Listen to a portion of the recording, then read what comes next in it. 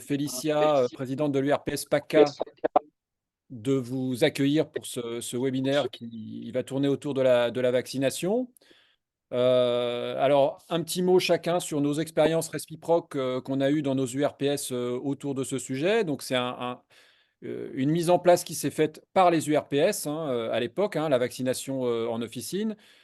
C'est une mission qui nous a été confiée dans un contexte que vous connaissez de difficultés sur les couvertures vaccinales et qui, depuis, est devenue une mission très importante pour nous, puisque nous sommes maintenant le premier acteur du geste vaccinal, en tout cas en ce qui concerne les professionnels de santé depuis 2 ans. C'est en pharmacie que principalement les vaccinations sont réalisées. C'est une mission sur laquelle on nous confie encore plus d'objets, puisque depuis l'année dernière, nous avons obtenu la possibilité de prescrire ces vaccins. Donc, pour rappel, pour ceux qui ne seraient pas formés au courant, donc nous avons la possibilité de prescrire et injecter tous les vaccins à partir de 11 ans, à l'exception de la vaccination du voyageur. En gros, sans rentrer dans tous les détails. Et c'est une mission qui a été encore plus confortée très récemment avec la signature d'un avenant qui renforce la vaccination, puisqu'on va pouvoir à terme déconnecter la prescription de l'injection et avec une valorisation supérieure à ce qu'elle était jusqu'à aujourd'hui sur cet axe. Alors, c'est vrai que la vaccination en tant qu'acte n'était pas quelque chose de très compliqué à mettre en œuvre, puisqu'il s'agissait de se former au geste. Donc, on a fait sur le vaccin de la grippe au départ. Assez rapide, la vaccination a été généralisée en 2019. 1 an et demi après, on s'est mis à la vaccination Covid, et je pense qu'on a fait plus de vaccins Covid que de vaccins grippe pendant les 3 années qu'on précédait. Donc, on est tous très aguerris à l'acte de vaccination.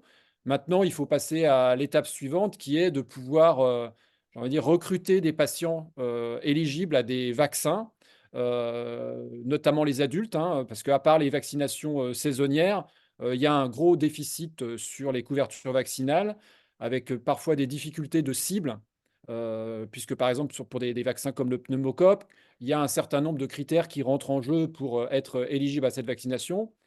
Et il est vrai qu'aujourd'hui, dans le système de santé, il n'y a pas un parcours patient de vaccination à partir des jeunes adultes. C'est-à-dire que la vaccination, la recommandation de vaccination se fait au moment où on va rencontrer un professionnel de santé qui prendra, s'il le souhaite, le temps de vous en parler ou pas. Et visiblement, aujourd'hui, c'est plutôt pas le temps de vous en parler.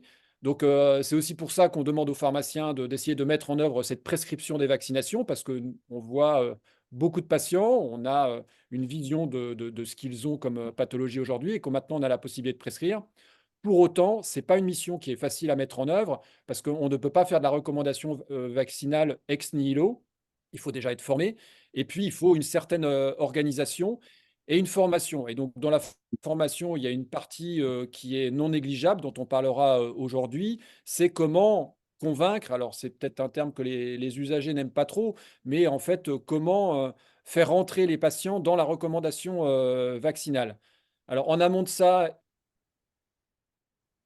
pour pouvoir avoir ce temps d'échange avec les patients, il faut déjà être très aguerri sur la vaccination. C'est pour ça que, alors nous, du autre côté, en Alpes, on avait initié l'année dernière un cycle de formation en webinaire, avec des vidéos qui sont visibles sur la chaîne YouTube de l'IRPS, avec pas des formations sur un vaccin ou un autre, mais justement sur la recommandation vaccinale. On avait fait vaccination de la personne âgée, vaccination du voyageur pour la recommandation qu'on pouvait faire, vaccination de l'adolescent.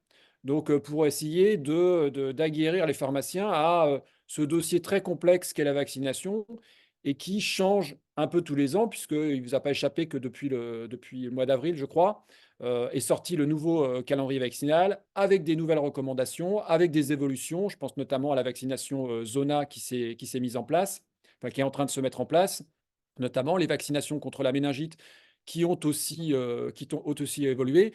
Et on sait très bien que ce sujet-là va nécessiter une formation permanente. On ne pourra pas avoir à un moment donné fait une formation qui nous dira tout. Non, tous les ans, il va falloir en tout cas s'informer. On ne sera pas obligé de repasser par une formation formelle, hein, telle qu'on l'a faite au départ pour pouvoir être autorisé à injecter puis à prescrire.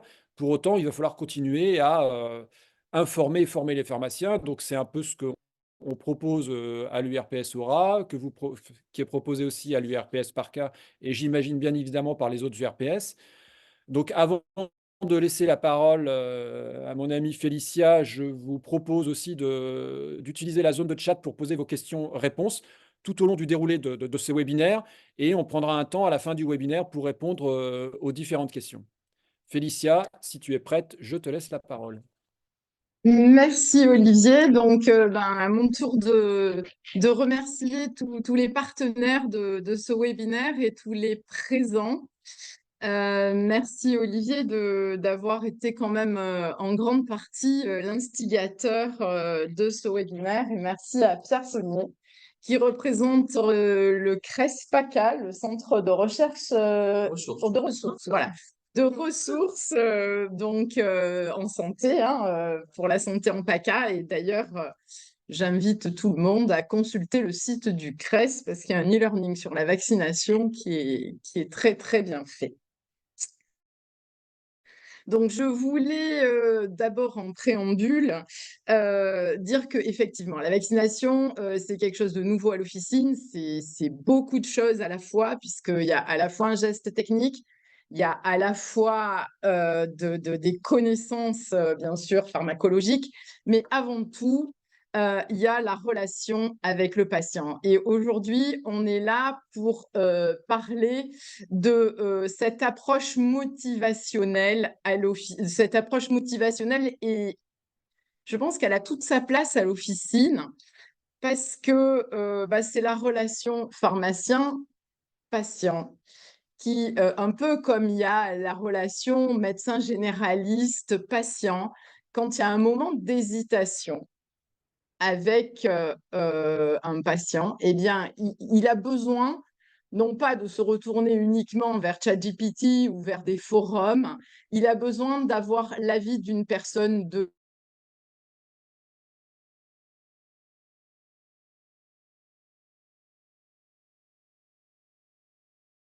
confiance, qui me connaissent que unique. Et je vais aborder la vaccination par l'aspect de la personne qui doute par tout ce qu'elle entend, de la personne qui cherche à se faire une idée elle-même, parce qu'elle fait preuve d'esprit critique, mais qu'elle n'a pas tous les éléments pour cheminer et décider. Et donc, je vais parler de la pharmacie clinique, qui est une discipline humaniste. Et donc, vraiment, le point de départ, c'est qu'elle est centrée sur la personne. Et là, donc, je ne vais pas parler spécifiquement de vaccin.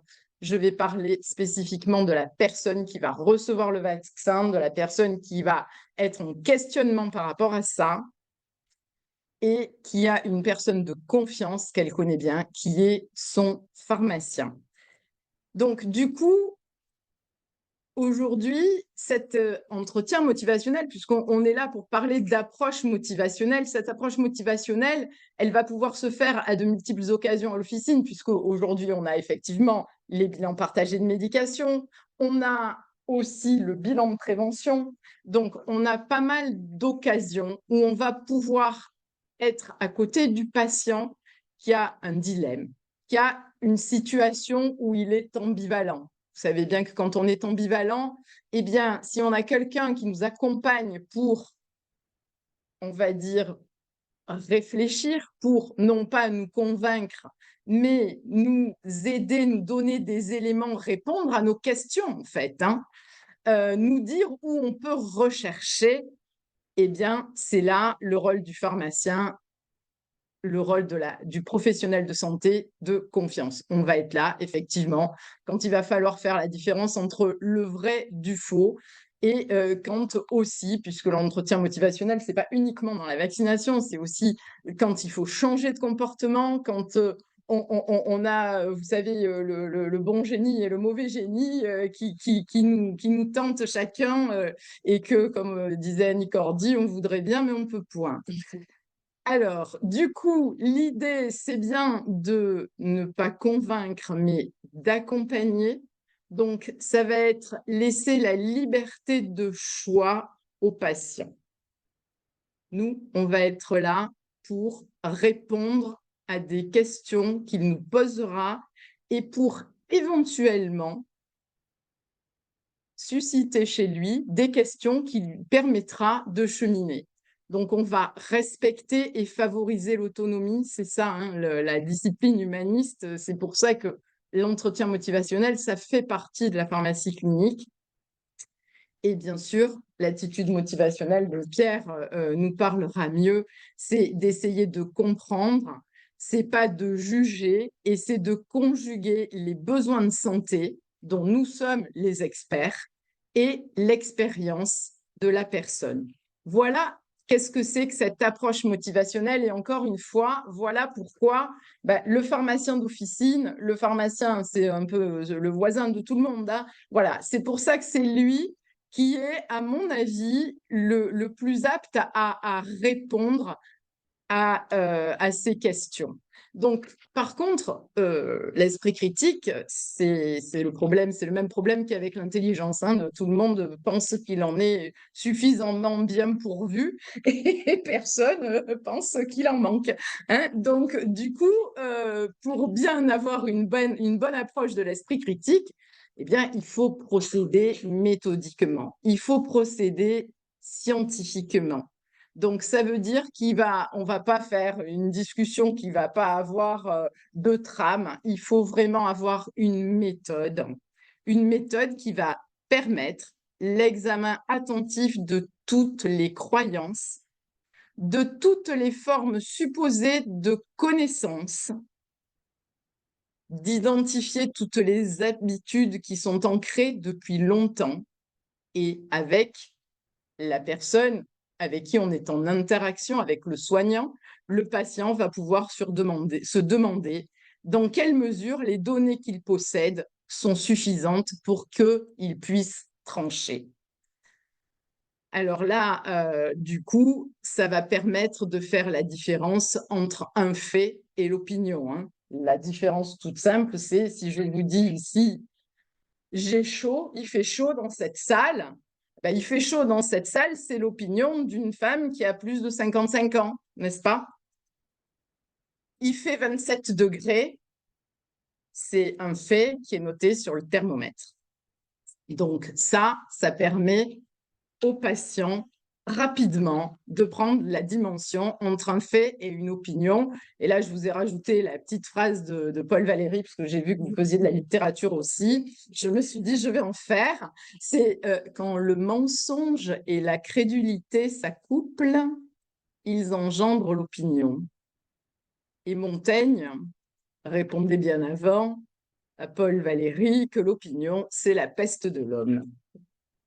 Donc, du coup, cette approche motivationnelle, je vous ai dit, il y a une méthode, et donc je vais laisser Pierre décrire la méthode, et je vais laisser Catherine Schmitt, que je présente maintenant, qui est notre pharmacien expert pour la vaccination, en fait, en PACA. Donc, c'est notre docteur vaccination, voilà, qui va, elle, aborder tous les aspects pratiques, parce que elle le vit au quotidien. Elle nous l'enseigne au quotidien, hein, et du coup, donc, on va avoir la méthode et la pratique. Donc, voilà, je vous laisse en compagnie de Pierre Saunier.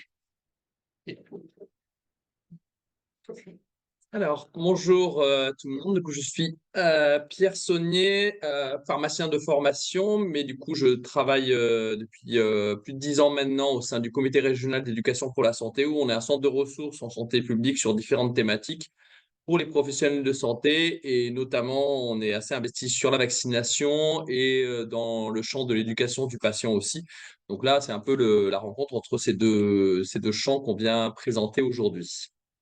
Donc, je vais faire une présentation du coup de l'approche motivationnelle de la manière la plus simple possible. Et du coup, après, on aura vraiment les exemples plus concrets sur des cas comptoirs. Alors, ce que je vais vous présenter, c'est déjà juste une petite introduction sur l'influence que vous avez sur les patients, l'influence des professionnels de santé sur la vaccination, où la recommandation d'un vaccin aux parents par les professionnels de santé a un impact positif sur la vaccination de leur enfant. Donc, on a eu des études qui ont montré ça. On avait un autre lien significatif entre la recommandation d'un vaccin et la vaccination de l'adolescent, mais la vaccination de la personne aussi elle-même. J'aurais pu trouver d'autres éléments de littérature adaptés à la vaccination. Donc, ce n'est pas le seul élément d'influence, mais clairement, le professionnel de santé et le pharmacien a un rôle direct sur l'intention et l'acte de vaccination. Donc, comment on peut faire un entretien maintenant en s'inspirant de l'approche motivationnelle? Pour cela, il faut faire un petit détour et il faut essayer de rentrer dans la tête de la personne. Je fais un peu de publicité pour Vice Versa. J'ai vu qu'il y avait le numéro 2 qui allait bientôt sortir au cinéma. Mais en attendant, j'espère que vous avez vu le 1 et que vous avez vu que dans la tête de la jeune préadolescente qui est dans ce film d'animation, il y a plusieurs personnages qui parlent, qui débattent avant chaque action qu'elle peut mener, ou les différentes émotions qui sont représentées dans l'image, la colère, la tristesse, la joie, le dégoût, la peur. Euh, Débattent sans arrêt entre eux avant qu'il y en ait un qui peut-être qui prenne le pas sur les autres et qu'il y ait une action de cette préadolescente. C'est pour montrer tous ces débats internes que nous avons, dont Félicia a déjà introduit un petit peu par ses ambivalences, par le bon génie, le mauvais génie, qui se retrouvent après plus classiquement dans cette représentation-là, avec voilà, l'ange et le diable qui influent Milou sur sa consommation d'alcool. Voilà, on a ces deux différents types de discours qui sont dans la tête de chacun d'entre nous pour chaque décision que nous pouvons avoir. Alors, des fois, c'est très court parce que la décision et le choix est évident. Puis, des fois, les débats sont un peu plus longs. Et quand l'ambivalence reste, il n'y a pas d'action. C'est-à-dire qu'on est toujours ambivalent et qu'on ne passe pas à l'action tant que cette ambivalence reste très présente. Donc, l'ambivalence, c'est vouloir ou ne pas vouloir quelque chose simultanément ou vouloir à la fois deux choses incompatibles. Donc, il est normal d'entendre deux types de discours, de ce dont les théoriciens d'entretien motivationnel ont qualifié de discours changement et discours maintien. Le discours changement, c'est tout ce qui va dans le sens du changement, donc de la vaccination. Et le discours maintien, tout ce qui va dans le sens d'un statu quo, donc je ne me vaccine pas. Et ça, sans juger de la qualité, de la pertinence des arguments ou pas, c'est juste qu'est-ce qui va dans un sens ou dans l'autre. Pour donner un exemple, à gauche, du coup, on aurait le discours changement vers j'ai peur de cette maladie, donc j'ai envie de me vacciner pour me protéger. C'est un moyen de protection efficace. Je protège aussi les autres. J'ai confiance dans mon médecin, dans mon pharmacien. C'est facile et rapide à faire. Tous les éléments, quels qu'ils soient, qui iraient dans ce sens du changement. Le discours maintien, à l'inverse, c'est mais il y a des risques d'effets secondaires. C'est juste dans l'intérêt des labos. Moi, je ne suis pas concerné parce que je n'ai pas l'âge, je ne suis pas le public cible et du coup, je suis jeune en bonne santé, donc je ne suis pas concerné. Ou tous ces pharmaciens, c'est tous des vendus à l'industrie pharmaceutique. Tous les propos qu'on peut entendre plus ou moins directement dans la sphère médiatique ou pas. Donc, on entend ces deux types de discours et ces deux types de discours peuvent être présents dans la tête d'un patient à différents niveaux, du coup. Donc voilà, si on symbolise à gauche le pharmacien, à droite, du coup, le patient, il a dans sa tête une petite case verte avec des éléments de discours changement et une petite case rouge avec des discours matière. Si le patient, l'usager est dans l'ambivalence, il a des arguments verts, des arguments rouges, peut-être qu'il aura plus d'arguments rouges que d'arguments verts, mais s'il a les deux, il est dans l'ambivalence. Cette approche, je précise, du coup, s'adresse plutôt à une majorité de population qui est dans l'hésitation. On va dire que si la personne est une anti-vax totale, ça voudrait dire qu'elle n'a que du rouge dans la tête et dans ce cas-là, on ne va pas vraiment avoir cette technique, cette approche motivationnelle avec des purs anti-vax. Mais rassurez-vous, s'ils sont très présents sur les réseaux sociaux, et Félicia, on a encore fait l'expérience récemment, ils sont beaucoup moins présents dans la réalité. C'est-à-dire que la majorité des usagers, des patients qu'on rencontre sont des hésitants et se posent des questions et ont envie d'avoir plus d'informations. Mais du coup, ceux qui crient et qui parlent le plus fort, ce n'est pas ceux qui sont le plus représentés dans la population. Ça, toutes les études sur l'hésitation vaccinale l'ont montré. La majorité des gens à qui on s'adresse sont des hésitants vaccinaux, donc ils ont du rouge et du vert dans leur tête.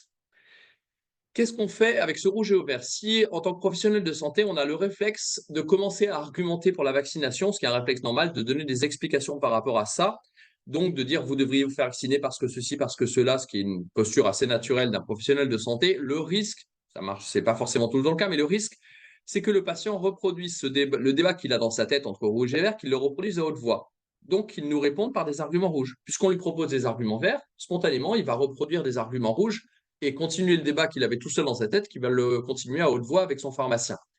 Le risque, du coup, c'est que plus il exprime des arguments rouges, plus il reste convaincu de son ambivalence et des arguments rouges.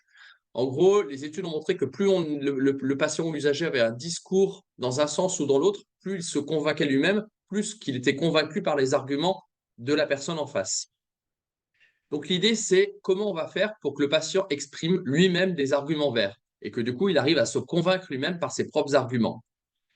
Pour cela, on a toujours dans la tête du patient du rouge et du vert, mais le pharmacien va plutôt utiliser des questions ouvertes qui sont orientées vers le vert, des reflets, des reformulations qui sont orientées vers le discours changement. Une question, par exemple, une question neutre, ça pourrait être: que pensez-vous de la vaccination? Et là, le patient peut me donner du vert, du rouge, etc. Une question qui orienterait vers du vert, c'est: à votre avis, en quoi la vaccination vous protège ou protège votre enfant? Et là, j'oriente la question pour avoir plutôt des arguments verts de la part du patient. Après, on est dans le cadre d'une relation humaine. Le patient est toujours libre de me répondre un peu de rouge, etc. Mais globalement, si je lui pose une question qui l'oriente dans un sens, il y a plus de chances, si la relation de confiance a été construite avec le patient, qu'il me réponde dans ce sens. Donc moi, je vais plutôt, au début, poser des questions assez vastes, assez générales pour savoir ce qu'il pense de la vaccination. Mais petit à petit, dans l'entretien, je vais quand même m'orienter et essayer de lui poser des questions sur du vert. Et si, par exemple, il me répond un peu de rouge à un moment donné, ou du rouge et du vert, qu'il m'exprime son ambivalence, je vais faire une reformulation, je vais reprendre un peu ce qu'il me dit de rouge pour lui montrer que je l'écoute, travailler la relation de confiance, mais je vais reformuler en deuxième partie de ma phrase du vert pour que le patient rebondisse et approfondisse cet aspect vert. Vert, discours changement, je le symbolise, hein, du coup, voilà. Mais là, on a vraiment le cœur et l'essence de l'entretien motivationnel, c'est comment je fais exprimer ce discours changement au patient, et je veux qu'il me parle plus de son discours changement que de son discours maintien. Donc voilà, du coup, qui m'exprime ces éléments verts. Donc, on se persuade mieux pour l'ordinaire par des raisons qu'on a soi-même trouvées que par celles qui sont venues dans l'esprit des autres. C'est l'aspect littéraire. Voilà. Donc, du coup, l'idée, c'est pas de nous parler en tant que pharmacien et convaincre l'autre avec nos arguments. On verra qu'on apporte de la formation. On va faire jouer notre expertise quand même de pharmacien. Mais que l'idée, c'est comment on favorise l'expression de ces arguments par le patient lui-même, par l'usager lui-même. Donc, l'entretien motivationnel s'est développé à partir de la notion simple que la manière de parler à quelqu'un à propos d'un changement de comportement, que ce soit la vaccination, le tabac, les addictions, parce que là-bas, ça a été plutôt développé dans les addictions, mais on a vraiment vu des preuves sur la vaccination. Donc, cette manière de parler a une influence sur sa volonté de parler librement de pourquoi il ou elle pourrait changer. Les études probantes notamment qui ont été menées sur l'entretien émotionnel et vaccination, c'était donc nous, on a travaillé notamment ici en PACA, on a une adaptation du programme EMI, qui est un programme venu du Québec. On a une adaptation de ce programme-là, notamment avec l'ORS PACA et le CRES PACA ici. Et du coup, ce que donnait ce programme EMI au Québec, c'était une proposition d'entretien avec un conseiller en vaccination après l'accouchement de la mère, de parents, un entretien de 15 minutes. Les parents avaient toujours le choix de refuser ou pas, mais c'était un entretien unique de 15 minutes. Et cet entretien unique de 15 minutes a montré quand même des effets vraiment intéressants, une augmentation de 10% de l'intention de vacciner son enfant, une diminution importante du niveau d'hésitation vaccinale et une diminution significative de la proportion de parents présentant un fort niveau d'hésitation. Et ces chiffres ont été retrouvés après sur le taux de vaccination sur du coup le Québec. Donc on avait eu des résultats vraiment intéressants à partir d'un entretien unique de 15 minutes sur le taux de vaccination à l'échelle d'une région comme le Québec.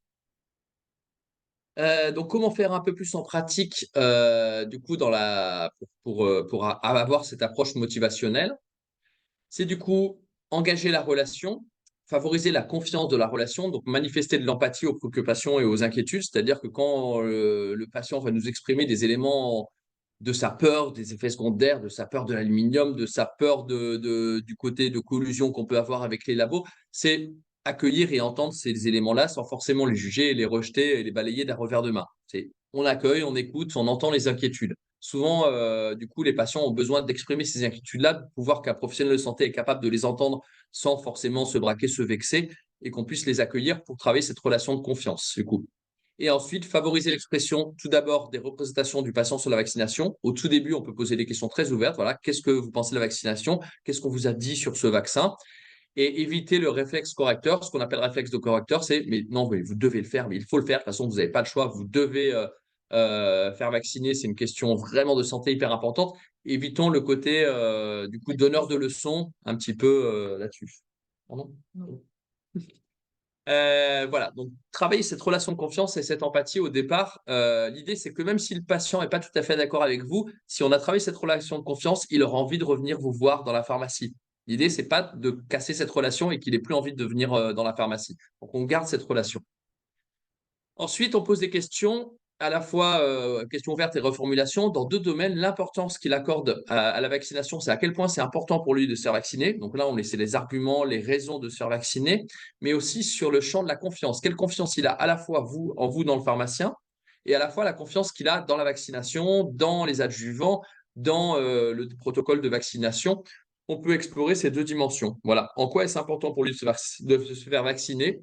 Ou en quoi est-ce qu'il a confiance dans le vaccin, dans le dispositif, dans le protocole et dans son professionnel de santé.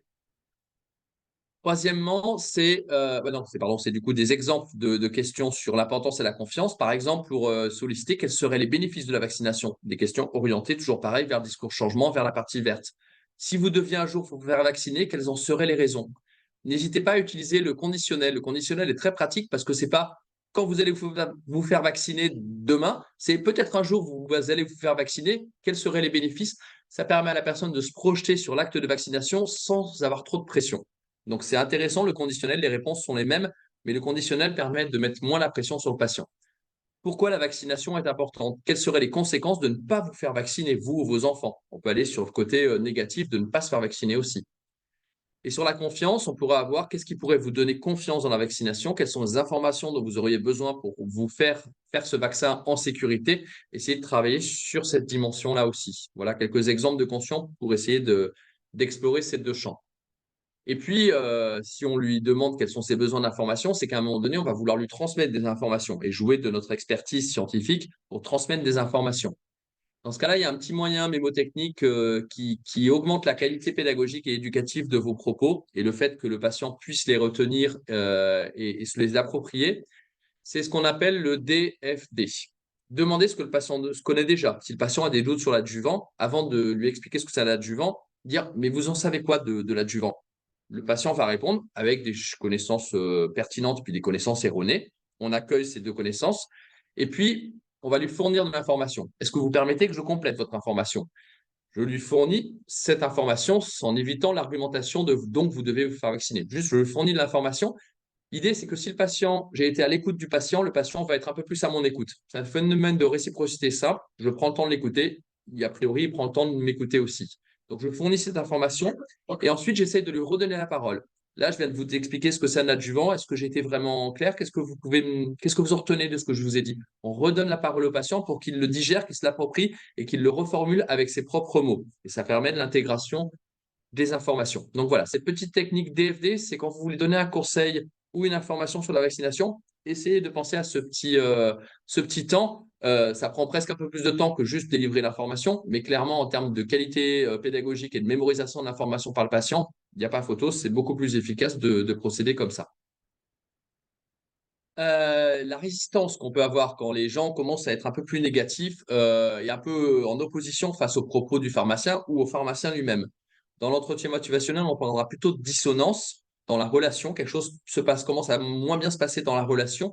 Et là, ça peut être pour 2 raisons. Soit c'est lié au changement, c'est-à-dire la vaccination, ça lui pose vraiment souci. Cette vaccination, il est vraiment beaucoup de discours maintien encore, beaucoup de rouge de ce côté-là. Soit c'est la relation qui l'embête. Ça peut dire que l'assistance du pharmacien peut aussi le gêner et l'embêter et augmenter cette résistance. Donc, il faut essayer de voir où se situe ces problèmes-là quand on commence à sentir qu'il est un peu plus en tension, qu'on est un peu moins en confiance. Donc, cette dissonance, elle peut être liée à 2 éléments qui peuvent venir de nous. Soit j'ai pas manifesté assez d'empathie en tant que pharmacien pour les propos du patient pour essayer de vraiment comprendre son point de vue. Ça ne veut pas dire que j'épouse son point de vue, ça ne veut pas dire que je partage son point de vue, mais ça veut dire que j'essaye de le comprendre dans la manière qu'il a d'avoir ses craintes, ses peurs, etc. Et que je lui manifeste que j'essaye de le comprendre pour travailler cette relation de confiance.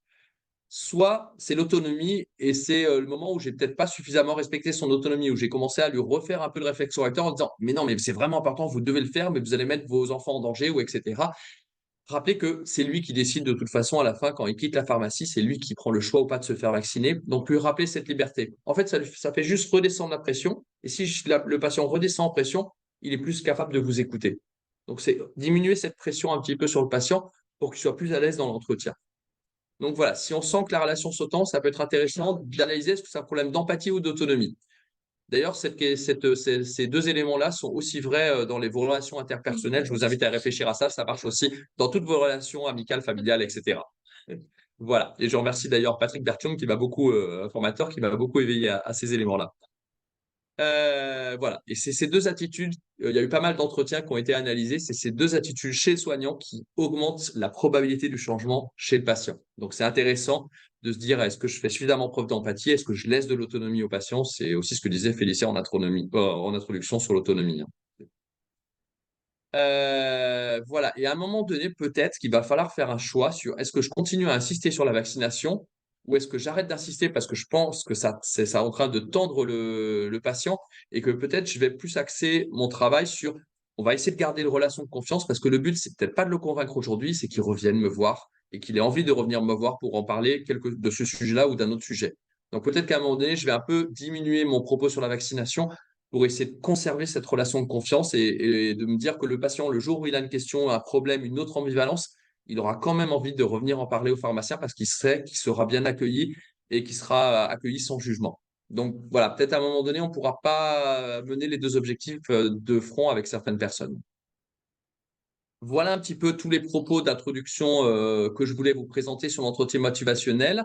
Du coup, c'est vraiment une sensibilisation rapide sur cette approche-là, sur le discours changement, discours maintien, comment on veut favoriser le discours changement chez un patient et comment on essaye de transmettre de l'information avec la méthode de DFD.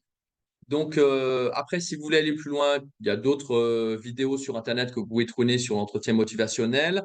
Il y a quelques références bibliographiques qu'on remettra. Et puis après, il y a des formations. Alors nous, ici, on en fait à Marseille au CRESPACA, ça c'est le moment publicité. En Auvergne-Rhône-Alpes, on a nos partenaires de l'IREPS, ou maintenant qui doivent s'appeler Promotion Santé Auvergne-Rhône-Alpes, qui accompagnent aussi les professionnels de santé. Donc vous avez de toute façon d'autres sources de formation si vous souhaitez aller plus loin, à la fois dans la lecture et dans la formation à ces compétences-là. Voilà, je vous remercie. Moi, je vous confirme que les formations du CRES, elles sont très bien, hein. Et du coup, Merci, Félicia. on va donner la parole à Catherine qui va nous expliquer maintenant concrètement qu'est-ce qui se passe à l'officine. Non, mais j'ai. Après l'esprit, la lettre. Je passe là. Voilà, Ouais. c'est la fois. Et puis, sur la petite flèche. Pas toute flèche. Alors, je me présente, donc Catherine Schmitt, je suis diplômée depuis 88. Quand les nouvelles missions, on m'a parlé de nouvelles missions il y a quelques années, je ne savais pas trop par quel bout le prendre. Et finalement, je me suis décidée à suivre un DESU, soins pharmaceutiques adaptés à la personne âgée, qui m'a beaucoup apporté, et notamment pour me rendre plus à l'aise avec les notions d'entretien, de bilan de médication, etc. J'ai même poursuivi un petit peu plus tard avec un CESU, syndrome parkinsonien, parce que là aussi, les personnes sont... c'est un parcours particulier et on a besoin, le pharmacien a besoin d'être formé pour pouvoir bien aborder cette maladie. Donc, on a vraiment un réel défi à relever, notamment dans la vaccination, avec tout ce qu'on a connu comme période de Covid, etc. Il y avait certaines ambiances plutôt délétères. Aujourd'hui, ça change, mais voilà. Qu'est-ce que j'en ai appris en suivant ces cours? Je vais faire un petit résumé rapide des deux intervenants avant moi. La pharmacie clinique, dont Félicia vous a redit et j'ai renoté la définition. C'est donc une discipline scientifique pharmaceutique qui est incluse dans le groupe des sciences du médicament et autres produits de santé et qui vise surtout à l'utilisation rationnelle des produits de santé. Cet ensemble de pratiques professionnelles va recouvrir 3 points essentiels. L'évaluation et l'optimisation des stratégies thérapeutiques en mettant en avant les produits de santé. Quand on est à la pharmacie, on est à l'échelle du patient et on parlera du suivi pharmaceutique. Quand on est à une échelle de population, on parlera d'études cliniques. Il y a 2 autres points. Donc, le deuxième point, c'est la promotion de la santé et du bien-être et surtout la prévention de la maladie, Donc, on est en plein dedans avec la vaccination. Ici, vous avez, par cette diapositive, une représentation globale de ce qu'est la pharmacie clinique. Donc, c'est un modèle qui nous permet de structurer tout le parcours patient, notamment dans les maladies chroniques. On sait que ce que je vais appeler la base, ça va être le service pharmaceutique avec la dispensation qu'on réalise quand on a une ordonnance ou une demande spontanée du patient. On va veiller bien évidemment à 3 points, le bon usage du médicament, les effets indésirables et surtout les interactions entre les médicaments. Ça, c'est la base. Et ensuite, en fonction des discussions ou de notre délivrance, on peut s'apercevoir qu'il y a certains couacs du style j'ai pas besoin de ce médicament, de mon anticholestérol parce que j'en ai encore plein.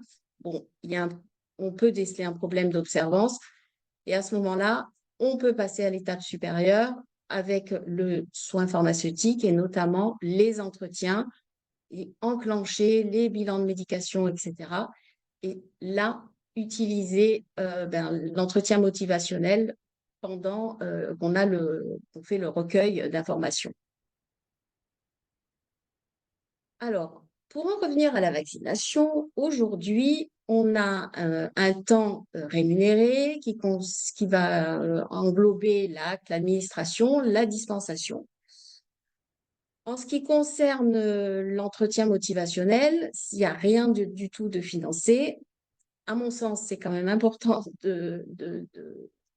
d'obtenir un peu quelque chose de ce côté-là, parce que ça nous permettrait quand même d'améliorer la connaissance des vaccins par les patients et surtout d'augmenter la couverture vaccinale, ce qui nous est demandé aujourd'hui.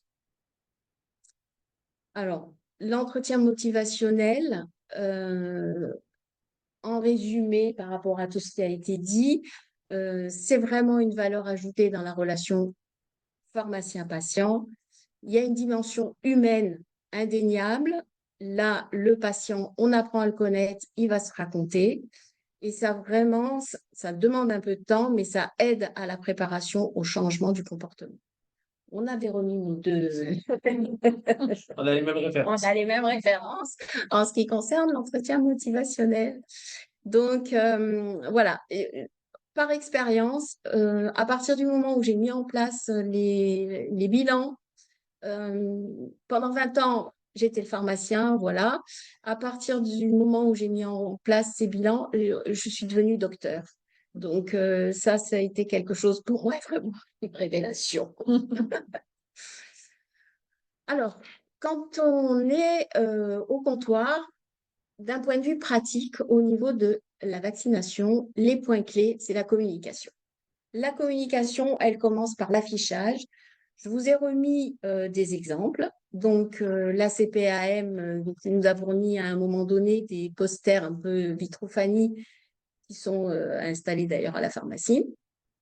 Les laboratoires nous fournissent aussi beaucoup de brochures. Sur le CESFARM, il y a énormément de documentation.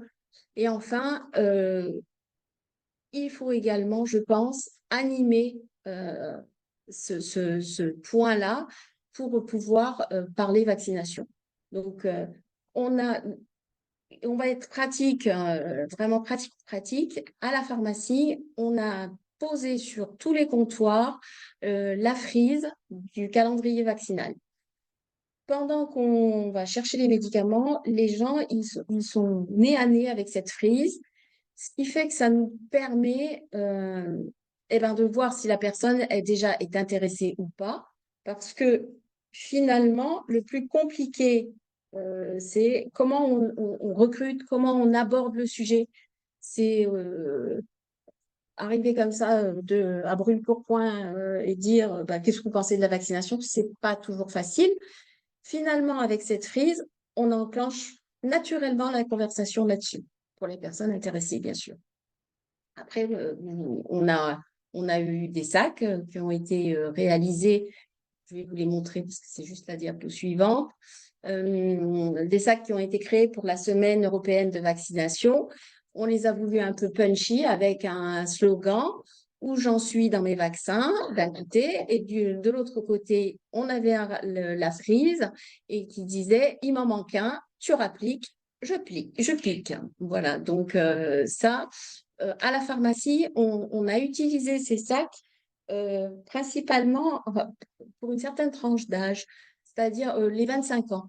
Parce qu'à 25 ans, il faut faire son rappel du diphtérie, tétanos, poliomyélite.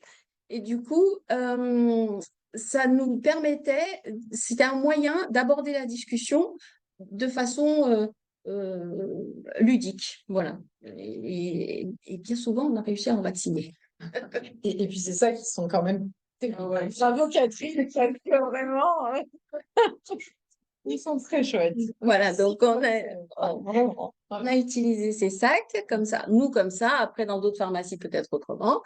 Il y a aussi la technique du post-it, c'est-à-dire que pour les personnes, pareil, on peut cibler ou pas, enfin, quand il y a des renouvellements à faire, on démarre avec la frise, la personne vous dit ah je sais pas mon carnet, je sais bah, post-it, rapportez votre carnet de vaccination le mois prochain, voilà.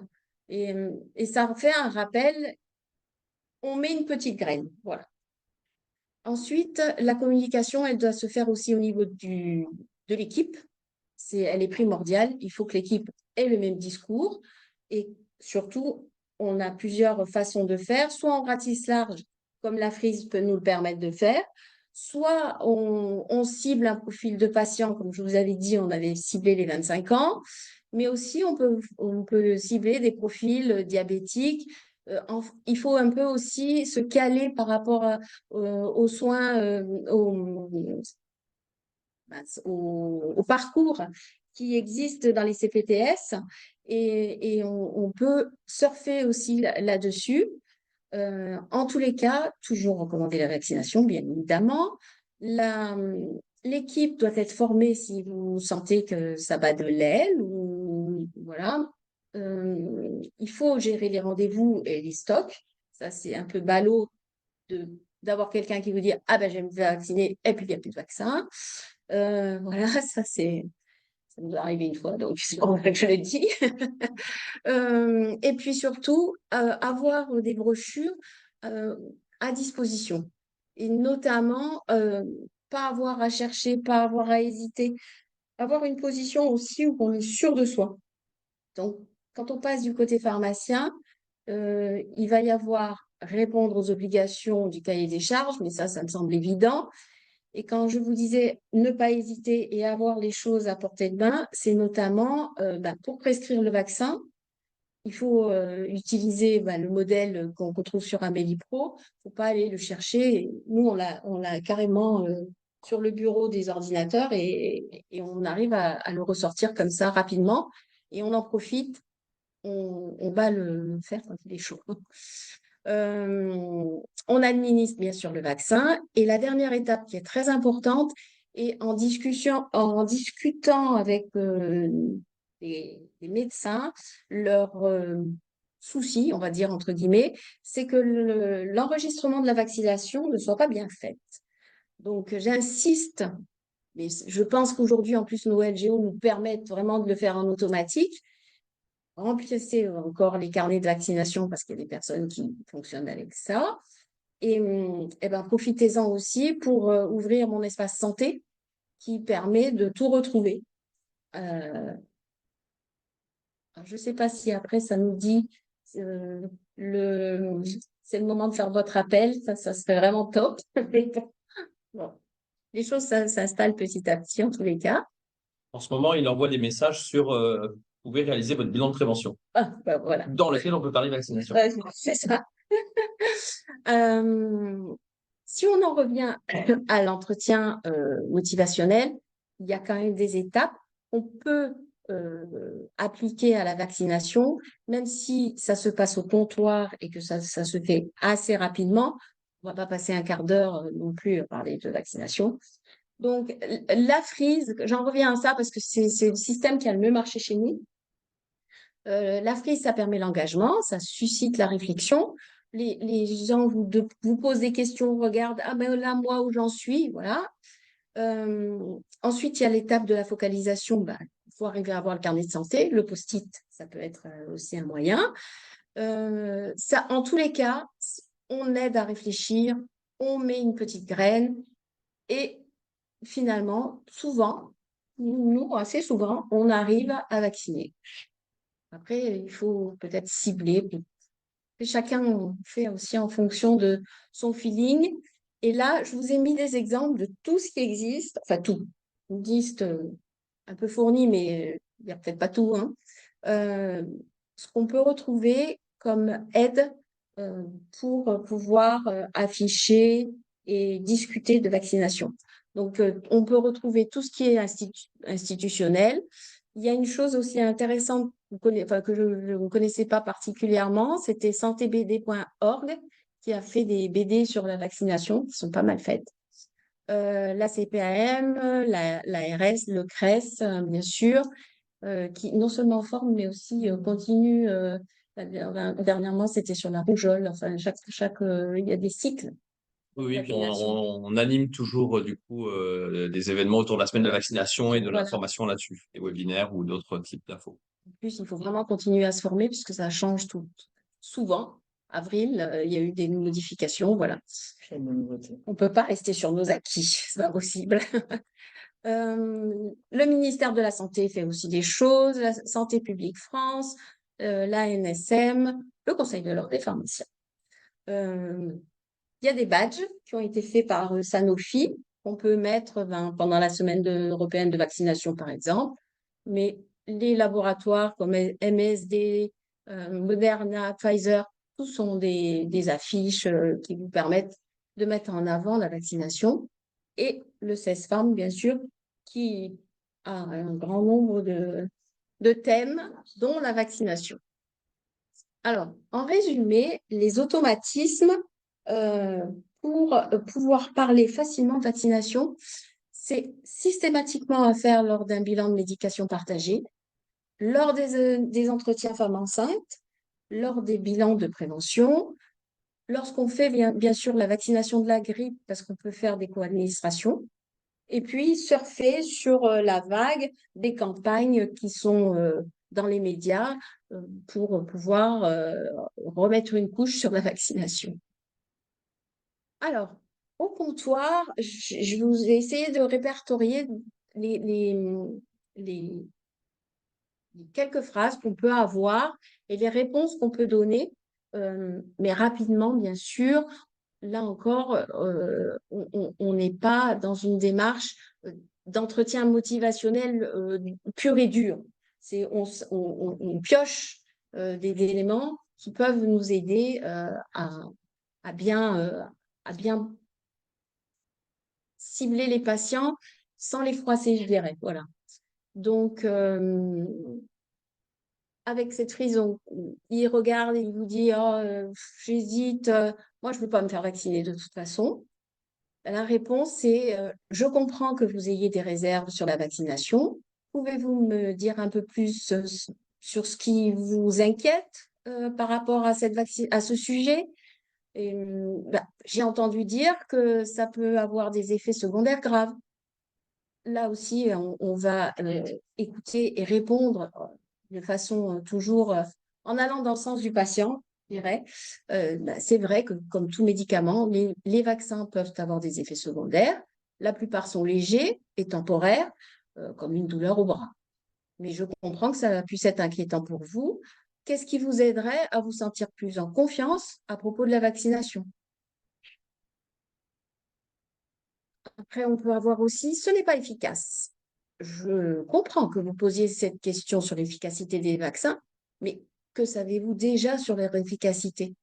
Et là, après, on peut enclencher toujours une discussion, je répète, rapide, parce qu'on ne va pas passer non plus 3 heures derrière la vaccination. Les gens vaccinés tombent quand même malades. C'est vrai, aucun vaccin n'est efficace à 100%. La plupart des vaccins réduisent tout de même le risque d'attraper la maladie. Et même si quelqu'un tombe malade, les symptômes sont souvent moins graves.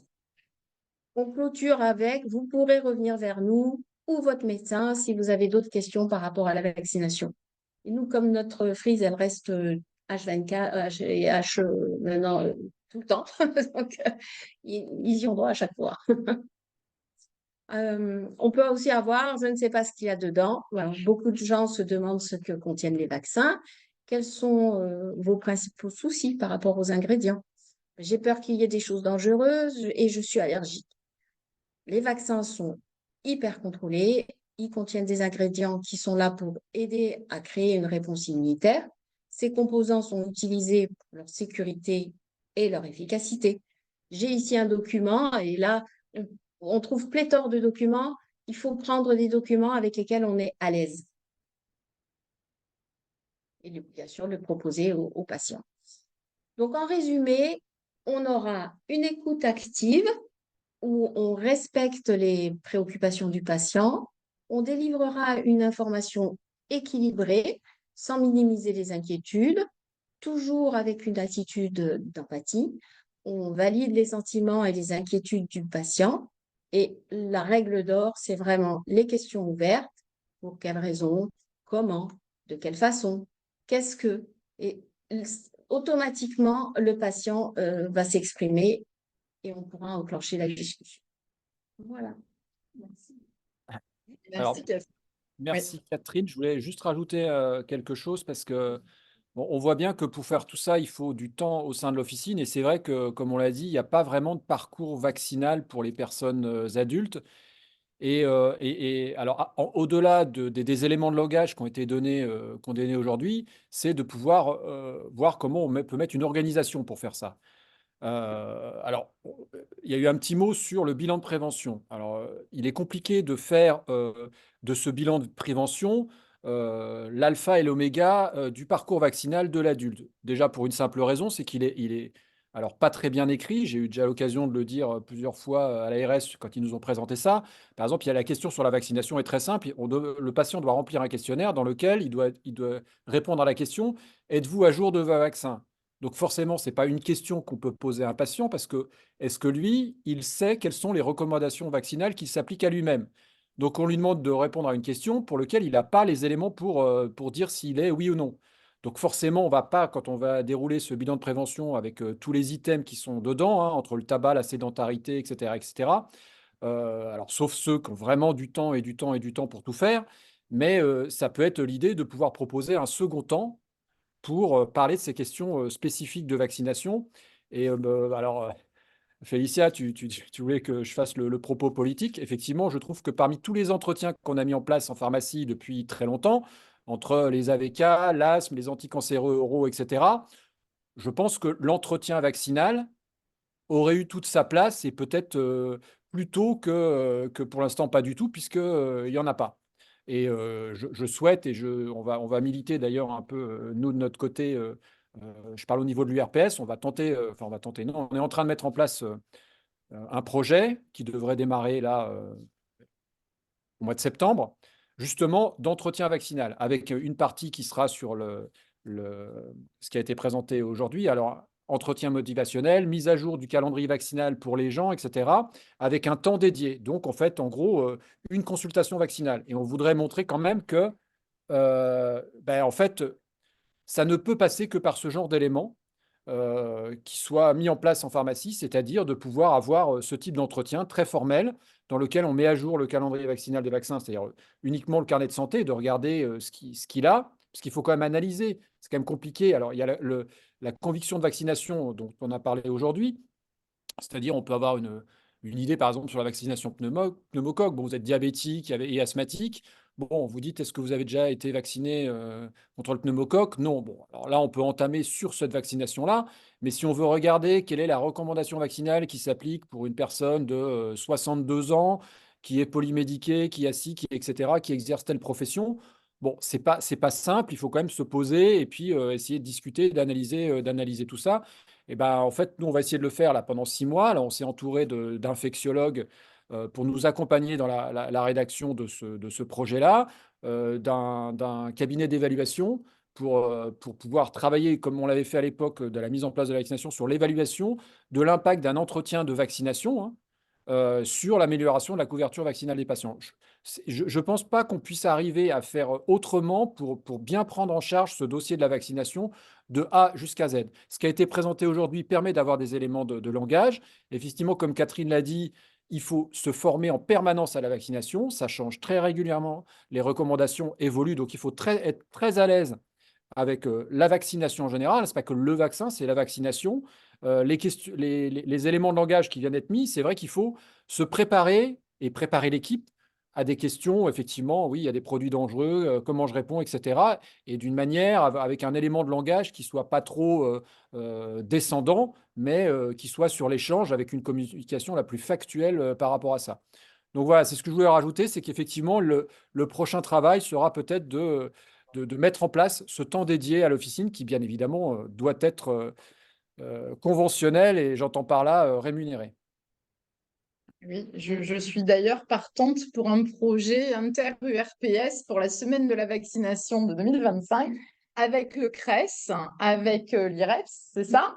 Et peut-être avec des outils et effectivement cette évaluation de l'impact pendant cette semaine-là du statut vaccinal, enfin de l'évolution de la couverture vaccinale. Je voulais juste aussi rajouter quelque chose qui peut se faire très vite au comptoir, enfin, qui peut se faire quand même assez vite, c'est la balance. Parce que dans l'ambivalence, il y a toujours à un moment donné. Donc, c'est peut-être une question rapide à poser. Qu'est-ce que vous craignez le plus? D'avoir un rhume parce que Oui, bah, ça, c'est vrai. la grippe, votre vaccination n'a pas marché? Ou est-ce que les conséquences que vous connaissez de la grippe quand on est âgé et que on peut se retrouver hospitalisé avec derrière autre chose. En fait, c'est peut-être dire qu'est-ce qui se passe si vous le faites pas, qu'est-ce qui se passe si vous le faites, et c'est vous, enfin, et le plus pire, comme on dit à Marseille, hein, et le plus pire, c'est quoi?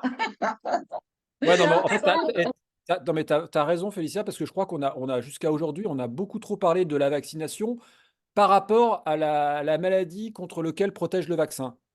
Donc, c'est-à-dire, bah, on parle de la grippe, on se vaccine contre la grippe, on parle du pneumo, on se vaccine contre le pneumo. En fait, par exemple, si on prend la grippe, hein, on se vaccine surtout contre les conséquences de la grippe.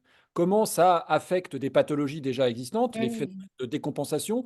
Et je pense que nous, il faut qu'on se forme à ça. C'est les conséquences des pathologies induites par exemple, la grippe, par le pneumocoque, etc., etc. Pour pouvoir alerter le patient sur Mm. le besoin de vaccination, non pas forcément juste pour la grippe, parce qu'on entend tellement souvent, ah bah je me vaccine pas contre la grippe, je l'ai jamais eu. Bon, discours un peu dommageable, j'ai envie de dire, mais de parler justement de toutes ces conséquences-là. Et pour anecdote, pour en avoir discuté avec Bruno Lina de ces problématiques de vaccination de l'adulte, il y a quand même un phénomène qui s'est passé cet hiver, hein, notamment, c'est qu'on a eu un nouveau, alors c'est pas vraiment un vaccin, c'est un anticorps monoclonal, le Beyfortus. Bah, pour le coup, il y a eu une adhésion absolument énormissime à cette vaccination pour un nourrisson, par des mamans, etc. Donc on voit qu'en fait, le sujet de la vaccination, bah, il est quand même étonnant que pour des personnes les plus jeunes, très très jeunes, hein, donc là, pour le coup, les premiers jours de la vie, ça pose pas de questions, alors que pour des gens un peu plus robustes, donc des adultes, voilà, avec un système immunitaire développé, eh ben, on se pose 50 000 questions. Donc on voit bien qu'il y a quelque chose une dichotomie de réalisation dans son esprit sur la vaccination qui est pas cohérente, qui est pas cohérente. Donc c'est un sujet qui est, je trouve, très passionnant à travailler parce que il y a tellement de façons de l'aborder. Est-ce qu'on prend des questions pendant qu'on réfléchit à notre projet inter-URPS et avec nos partenaires, hein, puisqu'il y a MSD et Moderna aujourd'hui qui sont nos partenaires aussi, hein, donc, on peut avoir d'autres partenaires qui vont nous soutenir pour ce projet, Pierre, hein. Pour compléter sur de cibler certaines populations, il y a aussi ce qui favorise les changements de comportement de santé, c'est le sentiment de vulnérabilité et de se sentir concerné par le problème. Et effectivement, des personnes par rapport à leur enfant, il y aura un sentiment de vulnérabilité. et aussi des personnes atteintes de maladies chroniques, elles se sentiront peut-être plus concernées, plus vulnérables par rapport à un problème de santé que d'autres personnes qui sont bien portantes. Donc effectivement, ça peut être travailler sur les conséquences d'une grippe qui se rajoute sur une pathologie chronique. Pour soi et pour les autres aussi, de protéger l'autre. Ouais. Même si protéger l'autre, l'argument fonctionne dans son entourage proche. Clairement, sur les études, c'est comment je protège mon entourage proche, mes grands-parents, mes enfants. Par contre, comment je protège la personne que je connais pas, la population en général, même si ça nous touche comme argument, cet argument est moins favorable au changement de comportement chez les patients en général. Mais les proches, par contre, les grands-parents, les enfants, oui, ça peut fonctionner. Et il y a la Haute Autorité de Santé qui travaille sur une approche un peu différente. C'est que, en fait, tous ces vaccins de l'adulte ne sont pas aussi, en termes de cible, identiques comme la grippe. On dit la grippe, c'est à partir de 65 ans, voilà. Et donc, en fait, il voudrait que, dans un premier temps, il y ait une recommandation vaccinale qui soit liée à l'âge. Parce que, en fait, en partant de très, très, très, très bas, autant commencer par faire simple et de regarder quelles sont par tranche d'âge adulte, un peu les mêmes tranches d'âge que dans le bilan de prévention, quelles sont les principales recommandations vaccinales. Et après, derrière, rien n'empêche de faire une recommandation vaccinale pour quelqu'un de plus jeune, mais qui serait avec les facteurs de comorbidité qui sont connus, voilà. Mais il y a eu ce texte qui a été publié de l'HAS qui propose cette recommandation par âge, que je t'enverrai, Félicia. Merci.